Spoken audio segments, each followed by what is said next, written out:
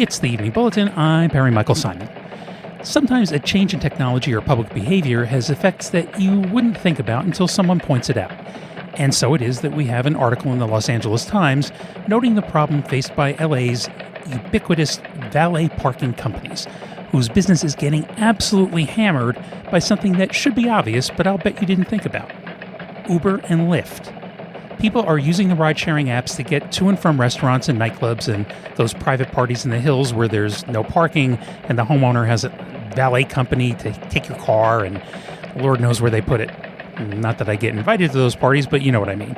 Anyway, the people who run valet parking companies say that they're parking way fewer cars now, that you can pay about the same amount to not only get chauffeured to and from wherever you're going, but also avoid any DUI possibilities and not hand your keys over to someone who can crash your car or take it on a joyride and adjust the seats so you can't even get into the car when they bring it back, and will at least change the radio station in your car to something you don't like, which is to say, there are a lot of reasons not to like valet parking.